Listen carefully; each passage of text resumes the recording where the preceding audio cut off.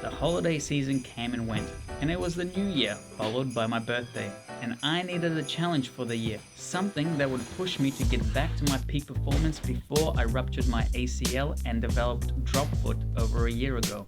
But what was it going to be? It was then suggested that I should try my hand at completing the Spartan Trifecta, as the distances and challenges gradually increase with each event, or train up and try and do all 3 events in a day. You know, who knows? So, welcome to my 2020 Trifecta journey. Let's see how this goes.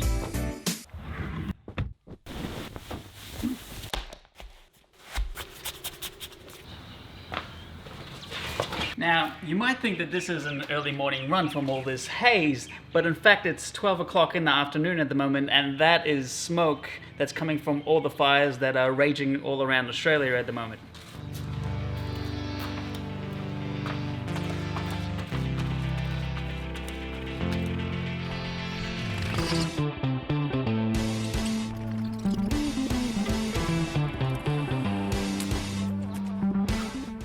So I'm 3.5 Ks into the run and I'm feeling it. I have only done a handful of runs since I got the go-ahead from my physio, and I haven't run for about a year, so it's only natural that I'm going to be feeling sore. If I keep up these runs every second day, building up the pace, I can probably manage to do the races. They probably wouldn't be fun, but I'd get there. Previously, I've done Spartan races where I've combined the sprint and the super on the same day. I've managed to do them, but they were never fun until I got to the end. And my weakest was always running and carrying heavy stuff. So if I'm gonna do the trifecta this year and I haven't trained for a year, I should probably do it properly. So I think I'm gonna get some help. And so I came to this is, but more importantly, I came to see this guy. If you've seen any of my previous Stayful videos, you know this guy as Richard, the comrade stunt performer. That's me. He also has other titles. I am the MC and Hurricane Hit Coordinator for Spartan Race, and I am also the director of This Is Group, which is sort of a movement gym, and also Risky Kids, which is a kids program. So I messaged him and asked him to help me out with training for my running. I had to twist his arms, and by that I mean I just asked him and he said, heck yeah! Yes, I am very accommodating to Alex at all times. I have a run program, we call it Run Club. You do 12 weeks of running, run programs for everybody. It's three weeks of hard work, 1 week of deload, because rest is the time when the stimulus creates the change, and we work with lactate thresholds, VO2 max across a range of different runs, and the goal is to make sure that we're either focusing on endurance or on speed, which, what are we working on to do here? Perfect. Peace out. I think that's gonna look great. This is the first run for Run Club, and the mission today is to run 2.4 kilometers as fast as possible to set a benchmark for the rest of the program. And the skies are much more clearer today, so that's a bonus. Let's run.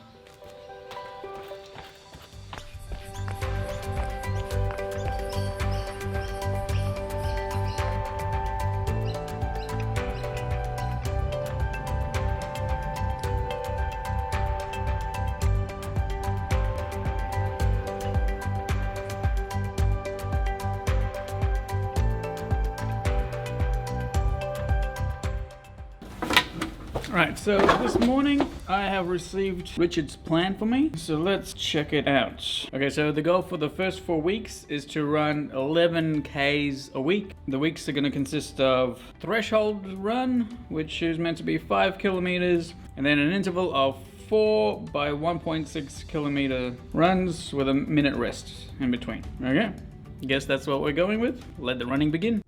So I didn't do my threshold run yesterday.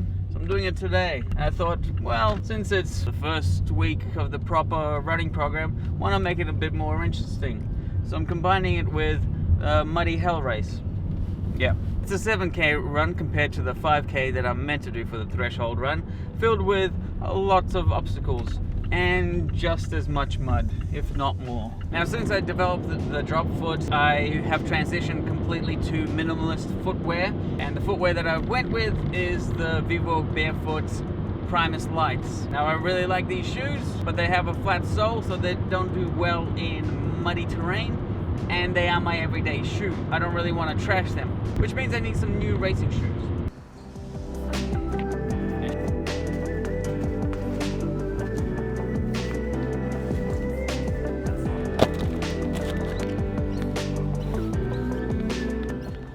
So the shoes that I chose to go with are the Vivo Primus Trail SG shoes.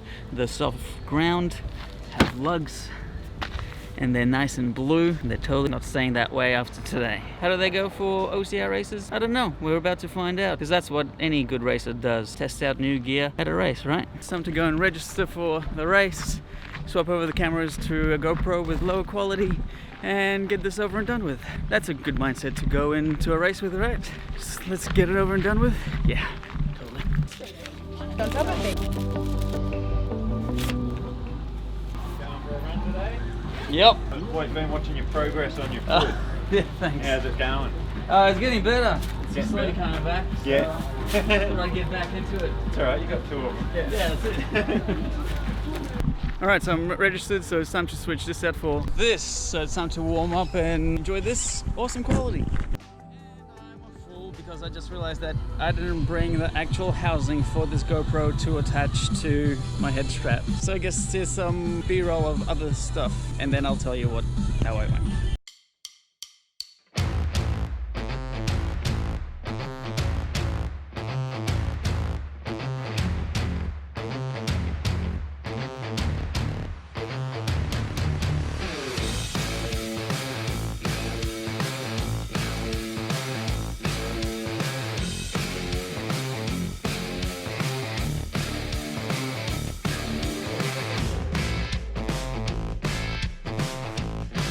Bring your child to obstacle racing, they said.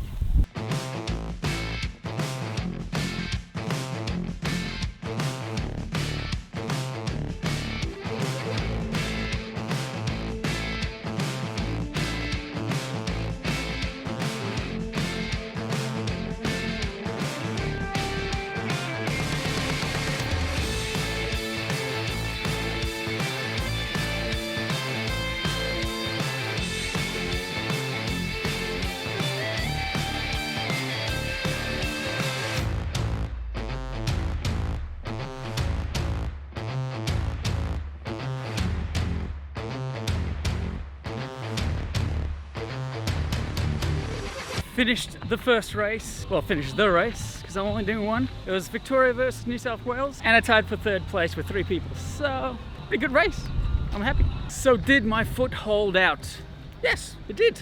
It was pretty good. I am glad that I had my ankle brace though, because towards the end, I went over a fence, started running through the grass, and hit a pothole, and my ankle did roll a bit. So I'm glad that I had the ankle brace on. But everything else was pretty good. It held out just fine. Didn't have any issues, so I'm pretty happy. The shoes also went quite well. They're not wrecked, they're still blue, and they were pretty comfortable. There's a bit of rubbing on the back of my ankle, but then again, my socks did slide down quite a bit. Need better socks. Also, even though I've had an ACL reconstruction just a year ago, I haven't thought about it at all. Didn't think it would be an issue, and it wasn't at all. It never came up once in the whole course. Yeah, it's fine. Now for my foot to just get better. The day before the race. And it's being ushered in by this thunderstorm. I've actually been really waiting to be able to run in weather like this for my run program, and now it's storming, and I gotta go pick up my son from school, so no time for runs. I mean, sure, it does seem ridiculous to be out there in the rain running through it, but back in the day when we did parkour, we'd be training out in the city in pouring rain, and it was pretty cool. And people would see us, they'd be undercover screaming at us, "What are you doing, you idiots?" But it was good training, nobody else was out there to disturb us, and it's a really good mental challenge, so I kind of want to do that again. It's really drawing me to go for a run or train out in the rain. I really want to do it. Don't have time for it now.